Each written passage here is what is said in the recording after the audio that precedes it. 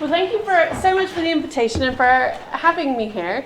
I hope this is what Gaia had in mind, but what I thought I would do, particularly because I believe this is aimed at more early career researchers, is just tell you a bit about how this study came to be and all the interesting things that have happened along the way and what I've learned and what I wish I knew at the beginning, and try and impart this knowledge to you in case you're all crazy enough to do anything like scales when you grow up and get to be a bit more like me. So there is some data in here. I'll tell you a little bit about the project.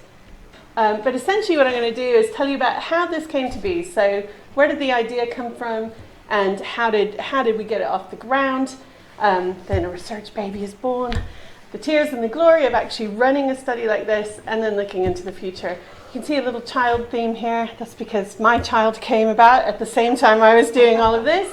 And when people ask me about scales, I say it is kind of like having a baby. If you knew what was involved before, you would never do it. But having survived the first year or two, you're rather glad that you did. So that's where that analogy comes from. So, but what is scales about? Well, I am interested in developmental language disorders. That's what I did my PhD on. And a developmental language disorder is diagnosed when children's language abilities are below chronological age expectations. What do we mean by below? Very arbitrary cutoff there. Language deficits are not explained by other developmental concerns, such as sensory impairment, autism, deprivation, etc., and yet we know that language deficits very often co-occur with all of those things, and actually our understanding of the causal relationships is pretty poor, so it's quite a strong statement because we don't really know what the relationships between all of these things are. And language impairments interfere with everyday life at home or at school. That's a functional impact. That's what we're expecting to see, but actually our ways of measuring that objectively are pretty much non-existent. So we have this diagnostic criteria that's very difficult to implement. And when I was writing about this for my PhD, we called it specific language impairment. And this was becoming more and more controversial because the more you looked at it, the more you realized that actually in children it's very unusual to have language specifically impaired and nothing else affected. If you know anything about developmental language disorders, you've probably seen this prevalence estimate, 7.4%. Comes from this study by Bruce Tomlin of children in Iowa. It started in the late 1990s. And he's done a longitudinal follow-up of all of these children. And when I was writing my PhD, those really are the salad days, guys, when you get to sit down and read and think about things in a lot of detail. This estimate comes from children who have really exceptionally good nonverbal cognitive abilities. The cutoff, I think, is probably more lenient than what you would see in clinical practice. And also you're looking at kids then who have this discrepancy score. And actually in clinic it's a lot more mixed and muddled than that. And by reading the whole longitudinal series in order, what you then find out is actually, although he identified 7.4% at kindergarten, only a third of them had ever been referred to clinical services, and a year later only half of them meet the same criteria. So there are a lot of interesting possibilities about what that means in terms of what research teams pick up versus what actually gets to a clinic. But even Bruce Tomlin would say these criteria actually pick up a lot of false positives. And this criteria completely ignores comorbidity. So he's looking at a very unusual group of kids that have been followed up. And so with all that background, I started thinking, actually, we don't really know much about developmental language disorder. And in order to know more about it, we really do need another population study because population studies allow us to avoid the bias that comes when you only look at clinically referred samples. So that is what kind of motivated my interest in this. So how did we actually get it going? So what I'm going to show you here is a timeline so you can appreciate just how long it's taken to get to where we are. So way back in 2007, I was doing the fellowship here in Oxford. There was a big conference, and Gillian Baird, who's a paediatrician at Guy's, was there. We knew her. She knew Dorothy, and we'd met before in relation to another project that I did with Dorothy. And we were just having dinner at this conference talking about Bruce Tomlin's work. And I said, do you know what, I would really love to do a population study where we looked at that prevalence estimate in a more informed way, knowing what we know now. And Gillian Baird said, I am totally up for that. I would love to do that before I retire. But you need to get an expert team together. And this was fantastic advice, because what we often reward in science is individual researchers. That's what ERC grants are all about. I had a decision here at the start of my career whether to go down that road or whether to go down a more collaborative working road, and I have never regretted the decision that I took, because I have learned an enormous amount from working with the team that we put together, and you'll see them all at the end. Gillian was in a good position because she'd just run a population study looking at autism prevalence, and so the team that had worked on that, she managed to convince we need to do something similar with language disorder, and thankfully they all agreed. So we had a meeting, and the first thing that the team said to me is, how are you going to identify these children? What's your screening measure going to be? And we thought about it, had a big discussion, and we thought, well, actually we don't have particularly good screening measures. Screening at this age is largely not recommended for various reasons, and we don't have good evidence on screening measures in the UK. So the first idea we had was to actually test 2 screening measures. What we wanted to do is look at direct assessment of kids versus teacher report of children's language skills in the classroom. So we wrote a grant, quite a simple grant, not theoretically amazing, but a simple question with a definite answer. We submitted that to the ESRC in 2008. And they rejected it. And in fact, the email came 3 days after my daughter was born. Believe me, this is not a good time to be checking emails or getting rejection notices. I was devastated, it was terrible. But that's the way it goes. First strike. So after that, we met again when I was more emotionally sound and able to think about it. And we said, you know what?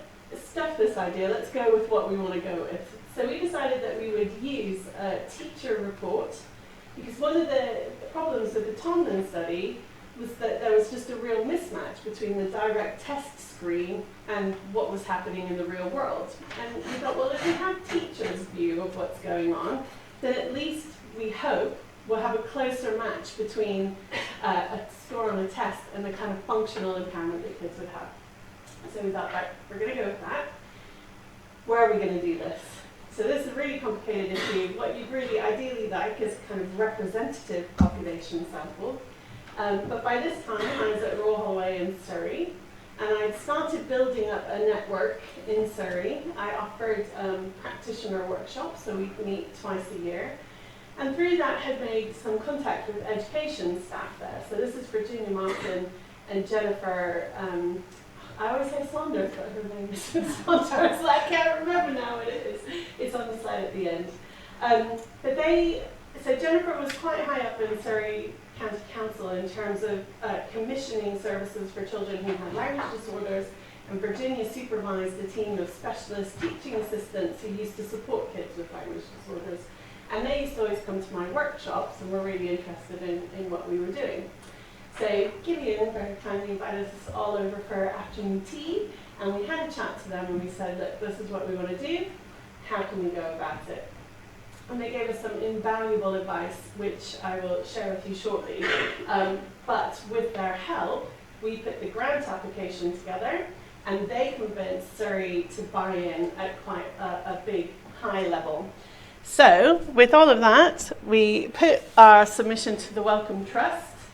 At this point, what our plan was to screen children when they came into school, identify children who were at high risk of having a language disorder, assess them in year 1, set up a cohort, and figure out what pattern of language disorders co-occurred with particular patterns of other developmental concern, and what was the impact on education attainment. So that's what we wanted to do. We submitted that to the Wellcome Trust in 2009, and they rejected it. So 2 down. That led to just a lot of despair. I was very, very upset about this.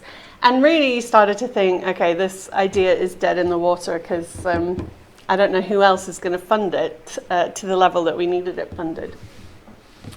But that great team over there said, come on, we had really positive comments. Why don't you phone the people at the Wellcome Trust and just see what they have to say? So I did that. And they were very encouraging, actually. They said there was a lot of enthusiasm for the project, but what we think you need is a longitudinal follow-up. And I said, well, we thought about that, but obviously that's a long project and an expensive project. And she said, yeah, but I think it might be worth trying again. So, back to the drawing board. We had another look at the grant. This is Andrew Pickles, who's on our team. He's got a brain as big as the planet. He's also very, very busy, but he did stop in Oxford for half an hour once to have tea with me. And what he did was totally clarified my thinking. And it was really helpful. But I wrote that grant again and again and again and again. And Andrew Pickles and Gillian and Emily Simonoff gave me fantastic feedback, and I would just go at it again. I think there must have been at least 10 drafts of that grant. But we submitted it again, and we submitted it to the last round where they took just project grants from the Wellcome Trust. That was in 2010. Yay! Finally got it funded. Okay? So, that was an awful lot of work before we even got started. But now the fun begins. So the first thing we thought we'd do, it gets funded in May of 2010, but we had to time it to the school year. So we were going to delay the start of the project until the 1st of January, but we wanted Debbie Gooch to come and work on it, and she couldn't come until March. So this was a bit of panic for me, because we knew we were going to have to do all the screening in the summer term, but we thought, right, she is the best person, so we'll wait. Our original plan was to get teachers to screen 4,000 children. That was our goal. And what we wanted to be able to do at each point was to relate our language measures to standard academic measures. So we live in England, we like to test our kids to destruction. I'm not sure that's a great idea, but it does generate a lot of data, and we thought this could be a proxy for that functional impact. We were then going to take the screening data and choose 500 children, assess them in detail in year 1, and we were going to over-select children who'd done poorly on our language screen, and then we were going to follow those 500 children into year 3. So how on earth are we going to do all of that? Well, this is where Virginia and Jennifer were unbelievably helpful. So we said, what do we do to get teachers to do the screen for us? This is a big aspect. Oh, we'll come in and do all these workshops for you, and they're like, no. Give them money. That's what they need. Give them money to buy the teachers out for the day.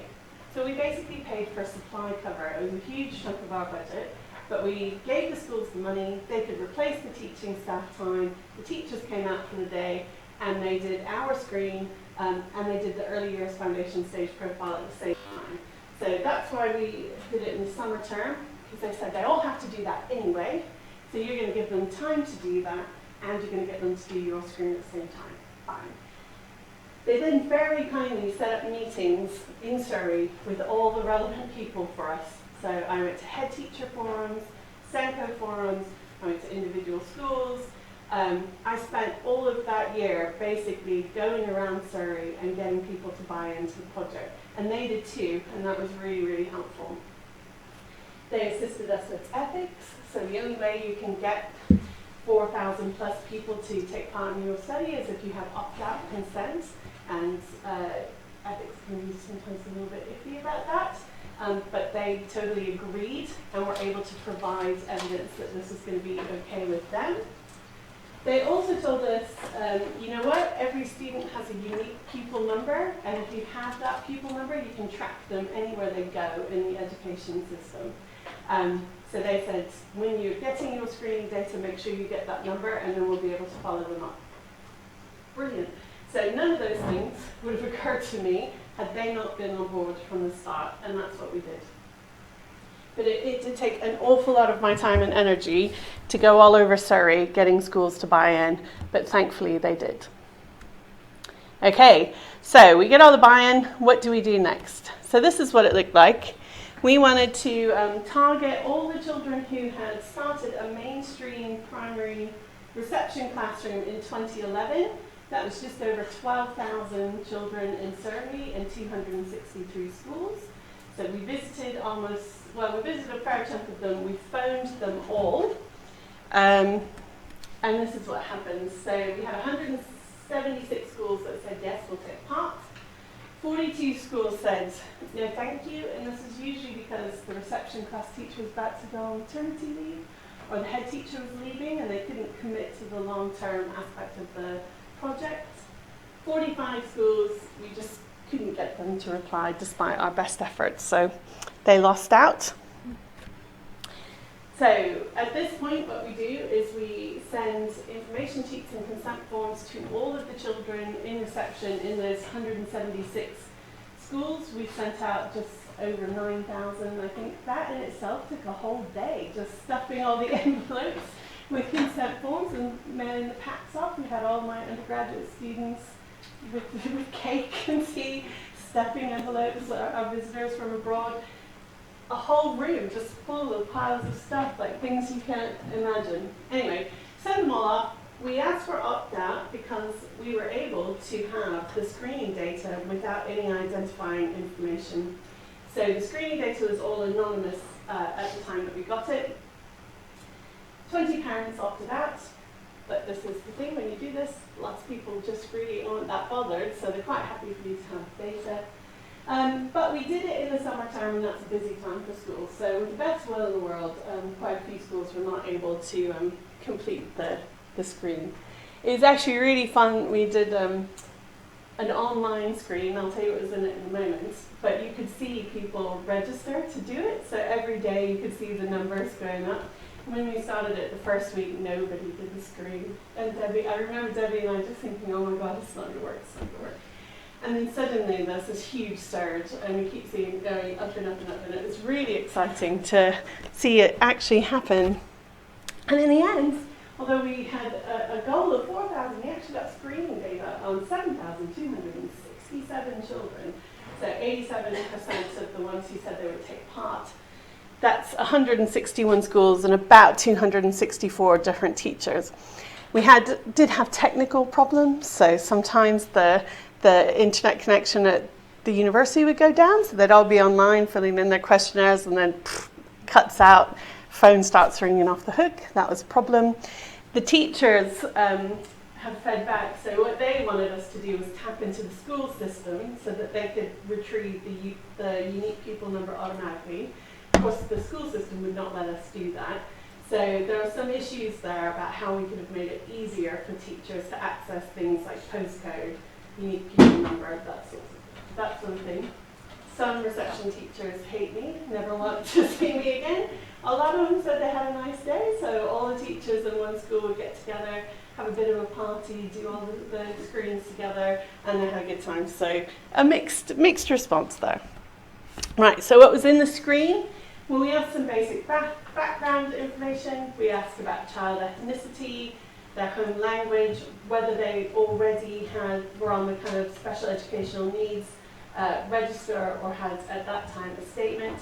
We asked about potential existing diagnoses. And we asked teachers what, if anything, they were worried about. The primary screen was a short form of Dorothy Bishop's Children's Communication Checklist. So this is, you have 13 statements of communication behaviors that range from speech to vocabulary to discourse behaviors. And teachers just had to rate how frequently the child used these behaviors in the classroom. I was involved in the validation of the main checklist, so we just selected the 13 items that best discriminated cases and controls. We also included the strengths and difficulties questionnaire. One reason was that we're interested in comorbidity, so we wanted to know what children's social, emotional, and behavioral skills were when they started school and how that might change over time. But also, this has been used in lots of population studies, so it's kind of a check that our population is not bizarre in any kind of way. And then our functional measure was the early years foundation stage profile. As luck would have it, as we were starting this, the government changed the early years foundation stage profile.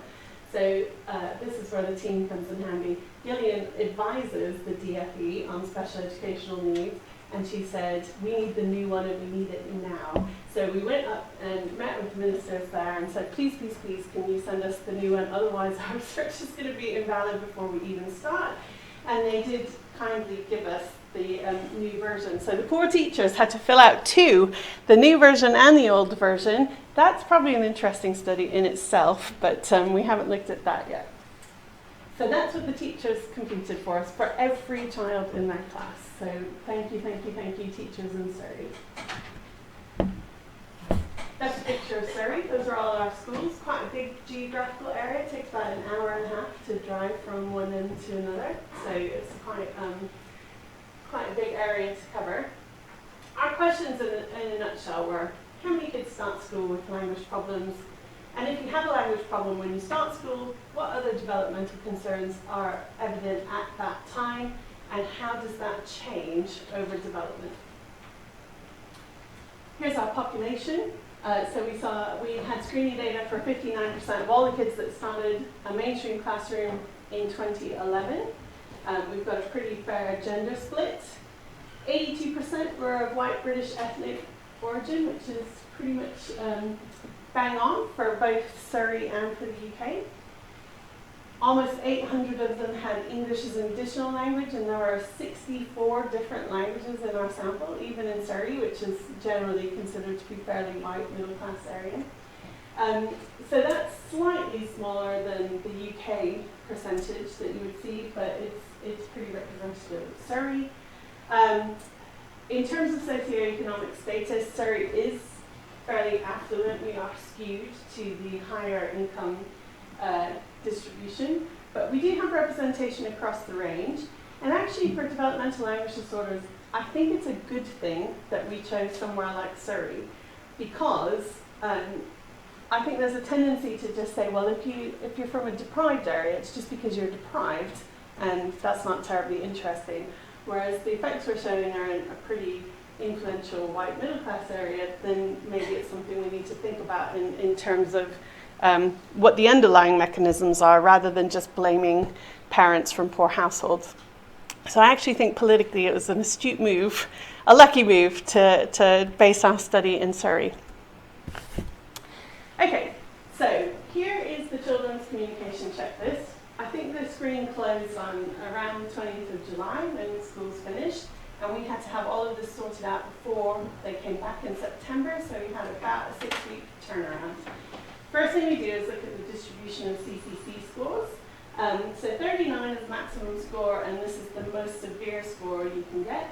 You can see that the dark bars are boys and the light bars are girls. And the first thing to say is that down there most kids are fine, but you have this very long tail, and it's a pretty continuous distribution. So the first big decision we had is, where's the problem, right? Where do you say, right, these are the kids that have the problem? Particularly if you're interested in specific language impairment, we reckon most of these kids are going to have quite complicated difficulties. We come back up here, I think this starts about the 22nd centile, so 22%. We don't really want to say 22% of the population are high risk. That's a huge number of kids, and that's probably not meaningful. So we did kind of just go in the middle. Pretty arbitrary, I have to say, but we wanted to cast a fairly wide net to catch the kids that might have specific language impairment but not have too many false positives. So we took a cut at 17, so this means this 14% of the population. You could probably see already that there's lots of boys in that bottom end of the distribution. In fact, there's twice as many boys down there.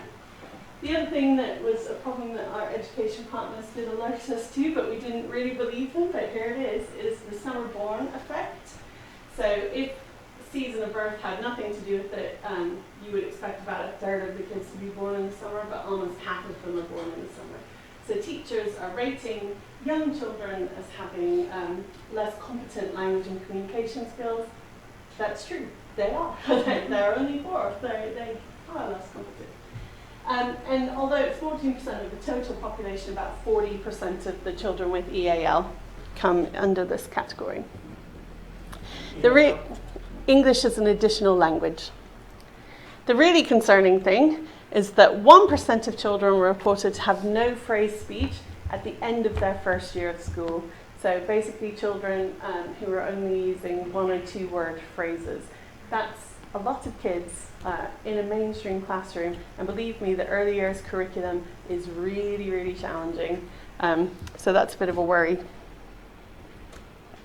Okay, so the first paper we wrote was really looking at our screening data, and we were particularly interested in the younger children, so the summer-born effect. You might know this is quite a political hot potato in the news a lot. So indeed, we found that younger children were rated by their teachers as having more language difficulties, more behavior problems, and they did very poorly on the early years foundation stage profile.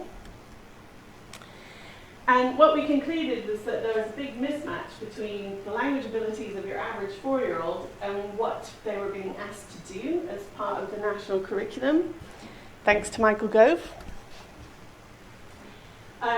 Fewer than 5% of children who had teacher-rated language difficulties achieved a good level of development. But I should qualify that by saying only about half of our sample achieved a good level of development. So I would say that if only half your population can meet the targets that you set, the targets are probably wrong, which is the message we've been trying to get at. And in a statistical model where we had all of our predictors of academic attainment, including things like SES, so social economic status, gender, behavior, all of those things, language was far and away the best predictor of how kids did on that early years foundation stage profile. Excuse me. Yeah. You had individual SES data on the children? Yep. So the government has something called the IDACI rank, the Income Deprivation Affecting Children Index.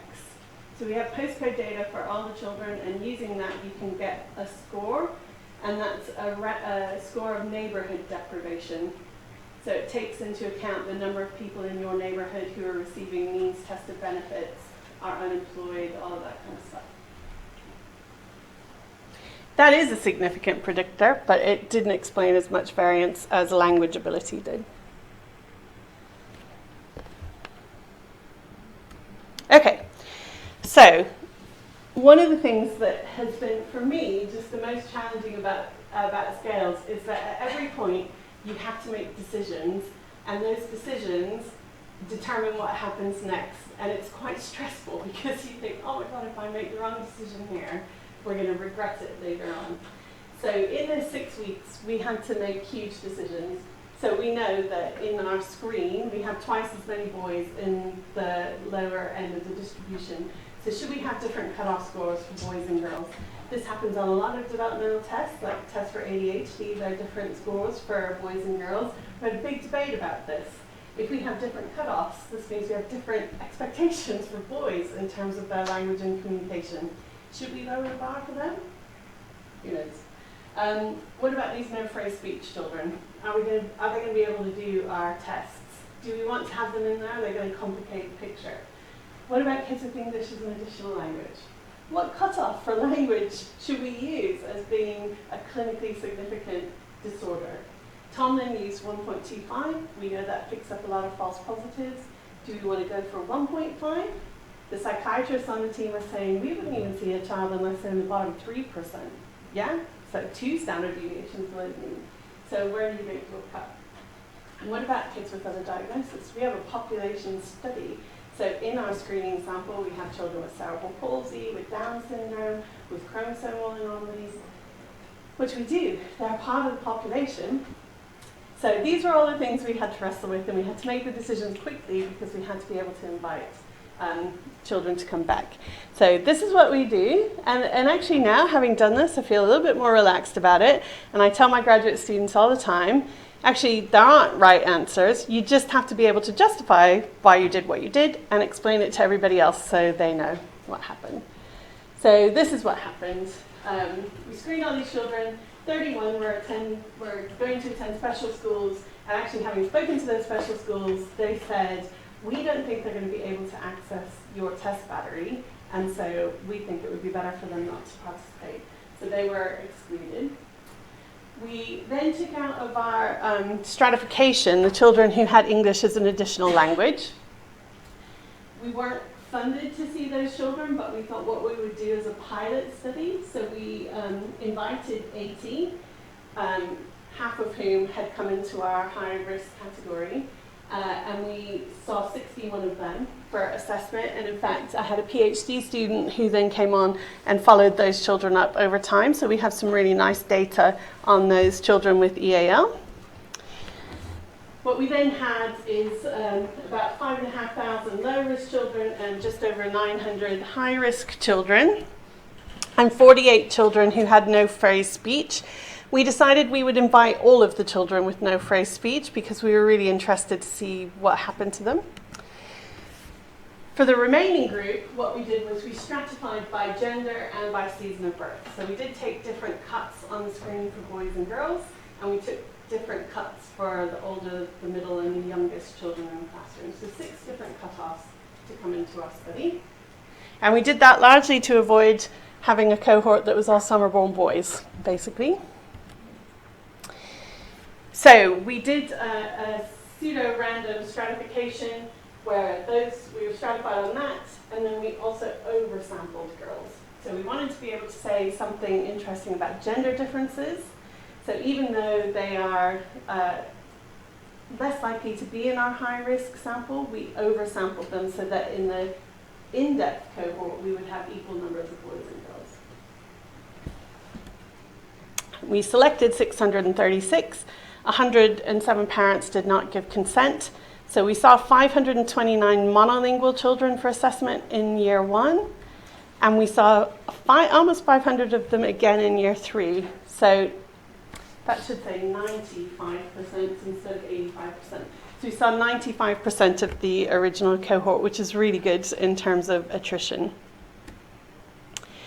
What did we do with them? Well, the first thing we did was to try and establish who had a language disorder. So we, at this stage, tried to replicate the Tomlin study.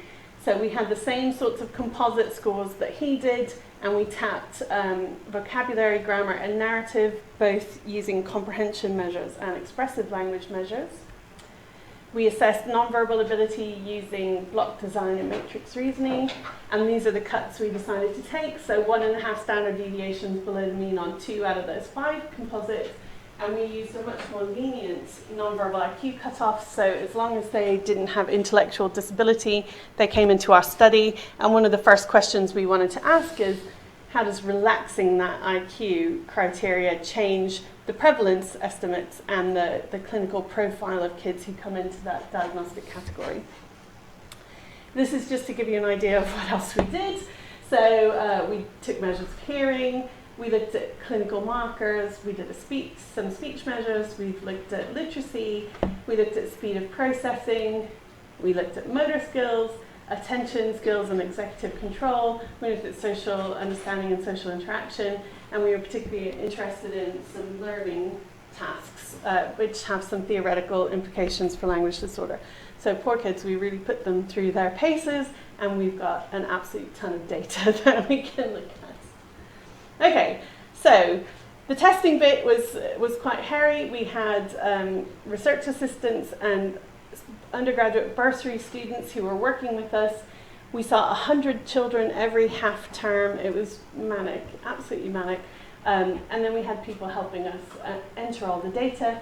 Now we have the data and we're analyzing the data, and believe me, this is the steepest learning curve I've ever been on. So one of the things that our lovely statistician friends said is that because we know what the proportion of children was in your screening sample, and we know the decisions we made about who was going to come into the in-depth sample, we can weight your data so that any of the findings are representative of that population as a whole. So we're using probability weights, which is basically involves doing regression analyses to kind of predict what factors account for your inclusion in the study. And you can also use this post hoc to look at things like attrition. So what's accounting for attrition? And then you can take account of that. So then it's using your small set of data, although we saw 529 kids, it's approximating data for about 6,500 children. That's essentially what it does. Because we have so many children, we could use their data to standardize all of our core language and IQ measures. I'm going to give you a slight example of that in a minute. I've had to learning, I wouldn't say I'm an expert on any of them, Stata and M+, because they both have advantages depending on what kind of analysis you have to do. And for me, trained like many, many years ago, this has really been quite challenging, but I'm glad I've done it now. It pushes the limits of my statistical knowledge every single day. My head hurts quite a lot, but I have learned an enormous amount. Right, so here's some examples. This is George Van Bacchus. He works with Andrew Pickles. He was charged with standardizing our data. They did this really cool thing called the LMS method, which basically takes your data and establishes centile curves. So they're kind of like height and weight charts to give you can get a standard score out of it, but conceptually it's like a height and weight chart. So they do these smooth centile curves. He's also been helping us with the longitudinal data. This has been a really interesting collaboration because I'm not a statistician. I have many, many skills. I'm not a statistician. He's a statistician, but he's not a psychologist. He knows nothing about child language disorders. He's never really worked on a population study either, so we're kind of like learning together. This leads to some interesting conversations, particularly as he's also Greek. So sometimes he gives me data and I go, but that can't possibly be right. And sometimes I'll say, this is what I want to do. And he'll say, why on earth would you want to do that? So we have these conversations where really nothing's making any sense. I'm thinking, why aren't you helping me? He's saying, why can't you learn anything? Basically, often I feel we're talking at cross purposes, but we are getting there in the end. And he's been absolutely brilliant. So he did that for us. And once we had the standardization data, then we could look at prevalence estimates. So this is a paper that came out about this. What we ended up doing was saying, okay, here are kids who have language disorders and we don't know why, so they're not reported to have any known diagnosis at the point we've tested them. So that was 7.58% of our population. We broke that down into children who had really good number of IQs, so this would be the Bruce Tomlin cohort here. And then we looked at the kids who had lower number of IQs, and actually in terms of clinical presentation, there was no difference between these two groups at all.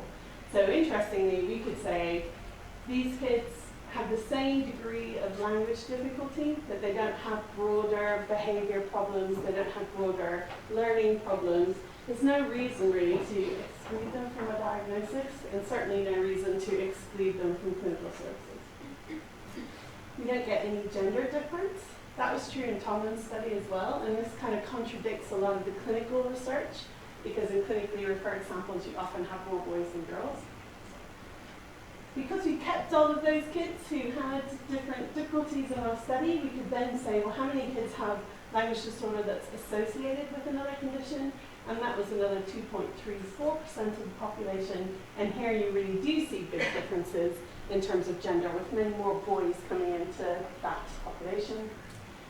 We could then also look at functional impact. So only 11% of our children with specific language disorder achieved a good level of development, and almost 10% had clinically significant levels of social, emotional, behavioral difficulties. That was twice as many as the typical kids. Once you have a language disorder with a known diagnosis, then things are really very severe indeed. They had more severe deficits across the board. Very few of them were achieving a good level of development, and half of them had clinically significant levels of social, emotional, and behavioral deficits. So some interesting differences there. Okay, so we do all of this work. We write this paper. I'm so excited. The reviewers come back and say, could you just calculate prevalence estimates for every diagnosis framework that currently exists in the literature? Reviewer 3. So we went back and we did all of that. And actually, I'm glad we did now because we've got a table that spells it all out. So that was our criteria.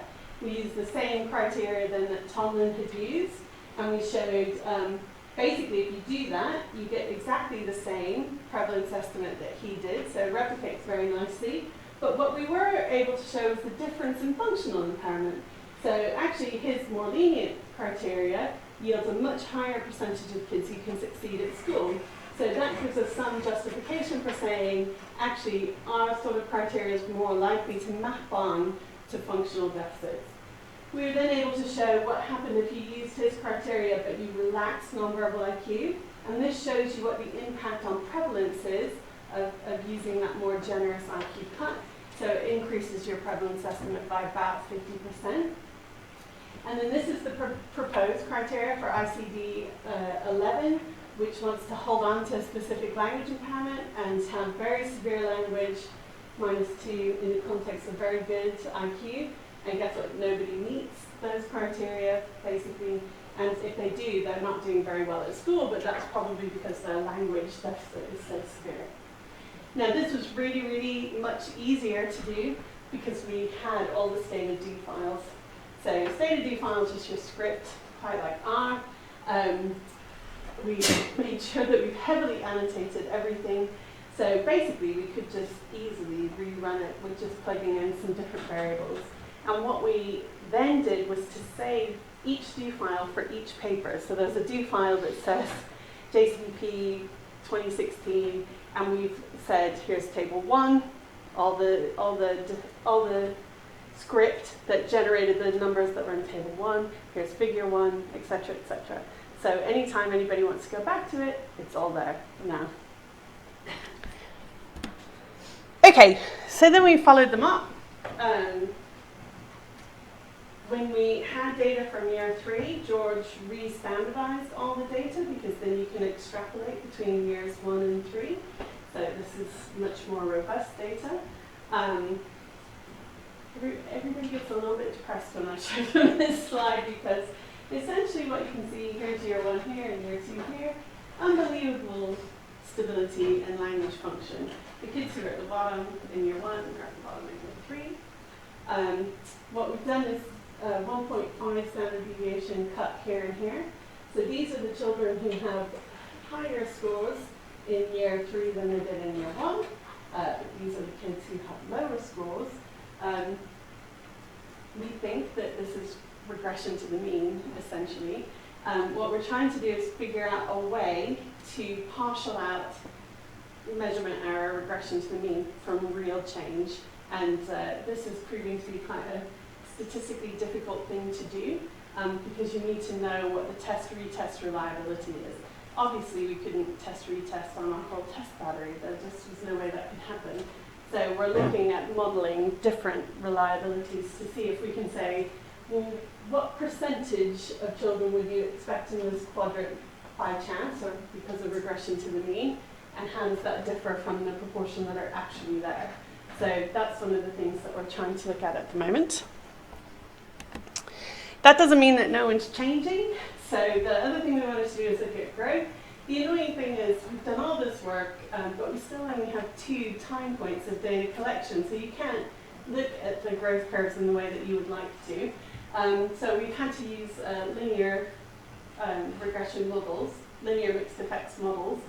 And I think these are really interesting data because here are the typical kids at the top, here are the kids with kind of specific language problems in the middle, and these are kids who have quite complex and variable needs here, and they're all improving. And in fact, this slope does not differ from this slope, and that I think is fascinating. So I like looking at data like this, and it makes me think of some really interesting questions. So here, what we're saying is basically the rate of change over this period of time appears to be the same. So we're not saying that they're slower in terms of their language growth, but if that's the case, why do you have such huge differences in intercept to begin with? They must have been slower at some point, possibly. What Gillian Baird says, which makes me think really hard, is that looks exactly like a height and weight chart. That you're kind of rank order of height and weight is probably pretty set. There might be some variation at various times, but your rank order in the population is pretty set, and the degree at which you'll grow is pretty set.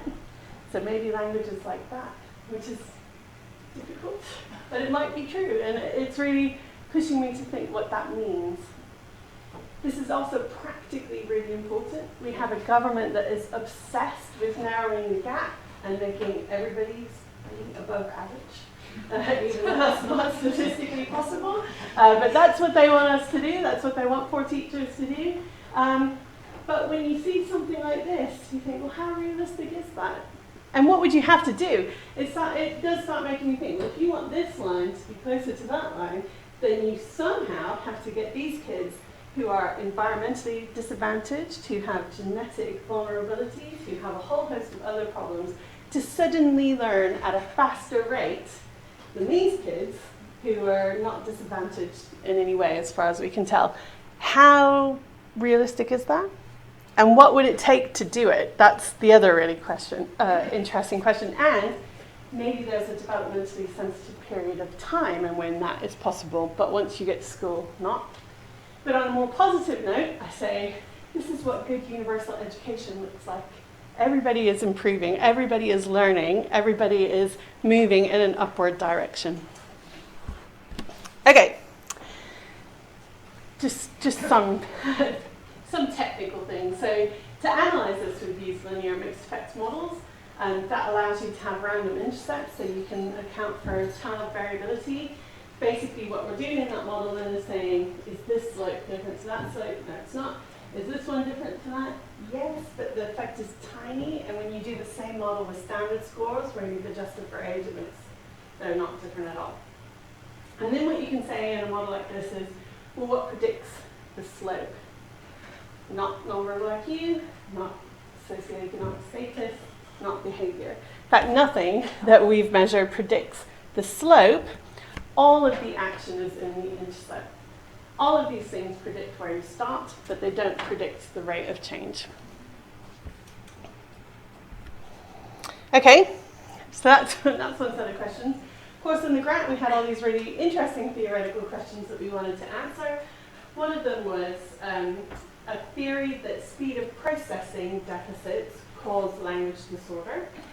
And we start with this kind of simple question, okay, that might be true, but how does comorbidity affect that? And so Debbie, who did her PhD in ADHD, said, well, there's this whole other literature about speed of processing deficits in ADHD. So we said, okay, well, why don't we do a paper where we see whether ADHD symptoms moderate the relationship between speed of processing and language. Simple, right? This is what Debbie comes back to me with, which is a cross-leg panel model. So what we do basically is we are generating latent variables of language, of speed of processing, and of ADHD. In fact, there's like 18 different items down here, so we just cut all of that out. And what you can do then is you can see what the concurrent relationships are like in year one. Everything correlates at about 0.5. It's the story of my life. You then can look at stability, and again you can see that really high stability coming up in language and in speed of processing. Moderate here. So all of this is getting me to think more about measurement. In these two measures, we're using exactly the same measures at both time points. We have the same measure here, but different respondents, and that creates a little bit less stability. And this is really important when you think about longitudinal stability, because our ability to measure language before the age of 5 is probably a lot noisier than after the age of 5. So some people say that preschool is the time to intervene because language is more unstable.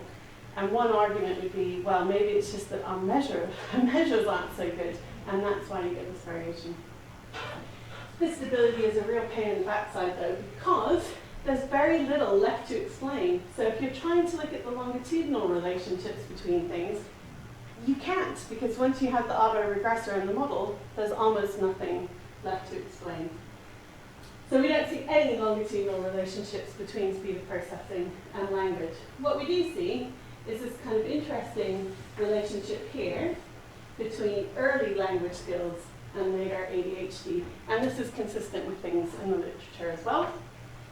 And I don't think you can really see it in this model, but when we did the moderation, ADHD does moderate the relationship between speed of processing and language, but not entirely. So there is still a relationship there, but it's just the case that children who have language disorders and higher levels of symptom, ADHD symptom, have a much stronger relationship between speed of processing and language than those who have reduced symptoms of ADHD. So simple question, phenomenally complex. Phenomenally complex answer to our simple question. Whoops, I don't want to end the show, sorry. Okay, so linking in with other big data. Because we have unique pupil numbers, we can link our screening data to national pupil data. So we already have phonics screen and SATs at key stage 2 on all of them, and we can get SATs at key stage, the later key stages. We could find out who's in receipt of a pupil premium grant. That is a really hot government topic at the moment, so we could do some interesting work around those issues of stability and see whether there's any change there. We can also find out who had an EHC plan, education, health and care plan. It is also possible, although we haven't done it yet, and it might be a little bit of a nightmare because I'm not entirely sure what sort of consent you would need for this, but it might be possible to link their education records to their health records, and then we could ask interesting questions like, well, how many of these children access speech and language therapy? We do ask in all of our measures, but actually getting information from parents has proven to be a real challenge. We could then say, does our screen, which we did at reception, improve our prediction of who's going to be referred to CAMS in adolescents? So big questions you could ask with the data that we have or the data that we could link into. Okay, so that's where we're at the moment. To look into the future, future possibilities and impact. We do have a mountain of data. Sometimes when people talk about data sharing, they're reluctant because they're like, yeah, but we want to write papers. We want to get our paper out first. I know I've got more data now than I could ever possibly write up, and I'm more than happy to give some of it to other people to do something interesting with. So it's pretty daunting. Right, so my to-do list is very long. The first one is write. We built time into the grant to write, so we had a period of data collection, a period of analysis and writing, a period of data collection, a period of writing, and each period of writing, the postdoc had maternity leave, came back part-time, so life gets in the way and everything gets slowed down. But if you can, make sure you've got time in your grant to do that. The other thing is, there's loads of things we could write. So one of the discipline exercises I've been in is just to say, right, what are the key things that I want to write? What are the key things that I want to get out? And what are the things that I'm happy to let go of? We have applied for follow-up funding, fingers crossed, we'll see what happens. The big thing on my to-do list before the grant runs out is data archiving. So this is turning up a whole load of other interesting issues. How do you ensure anonymity? You know, the unique pupil number is a really great thing for us to have, but it's identifiable data, so we can't share that with anybody else. There's a lot of data. Some of it I think is probably not so useful to other people, so what do we need to do? Where should we put it so that people can find it and use it? I start to think sometimes that the data isn't as useful as the analysis scripts. So we put in a ton of work into figuring out how to do the analyses. And if we had had a model to work from, that would have made our lives a lot easier. So all those D files that we've saved at some point will be going into the public domain so that people can learn from them or spot all of our mistakes, whatever they want to spend their time doing. The other big thing is impact. So this is a study where I think we can make an impact and influence policy and practice. We want to get at practitioners. So we do a lot of things that I think are helpful. So every time we have a paper come out, I write a blog about it and explain what it means in terms that I hope anybody can understand. We wrote a piece for The Conversation about the summer-born kids. More than 200,000 people have had a look at that, so that's way more than what ever read the scientific paper. And a lot of people will comment on that as well, and it's really interesting to get a sense of what people make of what you're doing. East Press Office.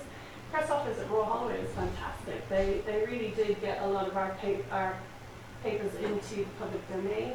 And these policy organisations, so the Royal College of Speech and Language Therapists organised for me to go and talk to the All Parliamentary Party Committee on Speech and Language. Here I am, chatting away to Lord Ramsbottom. There are about 6 MPs sitting there, and they asked lots of interesting questions like, do you think it's right that we're getting rid of teacher training? No, absolutely, I do not think that that is right. So that was a really interesting experience, and you know, who knows, the government's preoccupied at the moment, but we just keep banging away with our messages. But the key thing I think to doing any of this is to decide what your message is. So I had to give a little 10-minute talk about what we did, and I ended that with the 3 key things that I wanted them to do in relation to what we had found. And those are the 3 key things that I keep saying over and over and over and over again. What they don't like is for you to just say, everything is rubbish, we need more money to support children. They just won't listen to that at all. So just offer simple solutions. So offer some kind of solution that they could just take away and do something with. Right, so in terms of our legacy, so one thing we're doing is creating an online assessment calculator. And what will you be able to do then would be to use any of our language tests. You'd have to go and buy it, but if you bought it and you used it, you'd be able to go online, enter the raw score and the child's age, and get the standard score, which is based on our normative data. And we took narrative samples from all of our kids at 2 time points, so we're in the process of transcribing and checking that now so we can deposit them with the CHILDES database.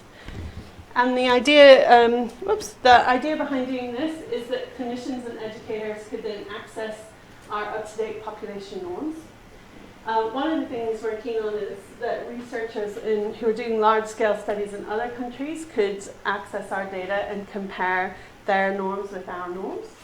And in terms of depositing things elsewhere, there are other academic disciplines that might have questions that I can't even begin to imagine, but might find our data a useful way to answer that. So I'm just going to end with some challenges for the field. So I think what we really need to do is grow statistical expertise. I think it's been a challenge working with a statistician, but it's also great because I don't think, with all the best will in the world, I will ever have that degree of knowledge. And he can do things much more quickly than I can. It would take me a long time to figure it out. Nevertheless, I think the statistics that I learned is just not fit for purpose anymore.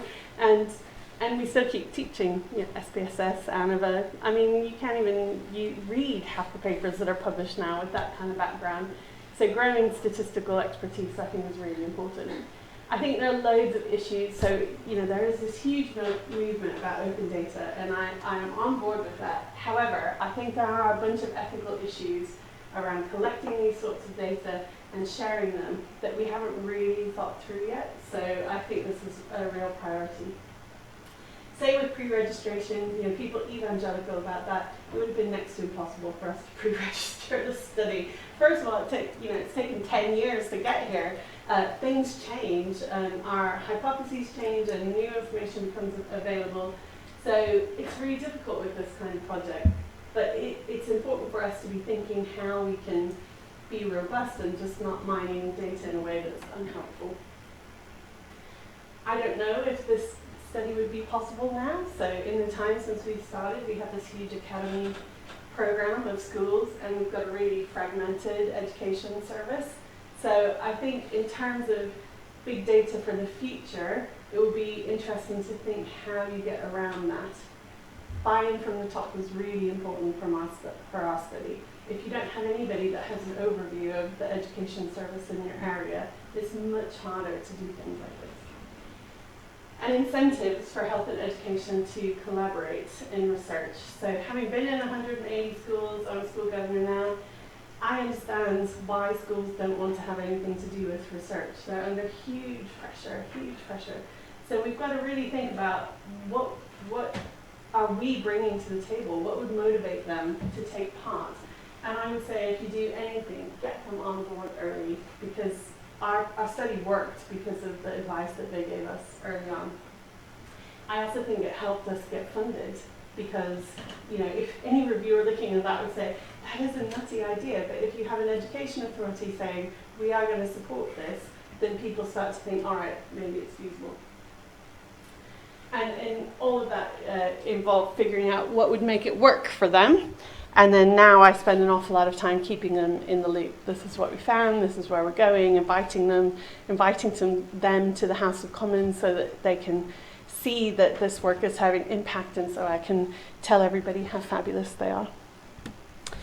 So that's the end of my talk. This is the whole team. So these are all the people, the co-investigators, Debbie, who does huge amounts of work on a day-to-day basis, and good old George with his statistical knowledge. And then these are all the lovely people that collected the data. Here's Jennifer and Virginia again. I have to say the schools were amazing. They made us cups of tea, they let us come in, they let us come back, and so I'm really grateful to them. And thank you for listening. So we can have some questions now if you want.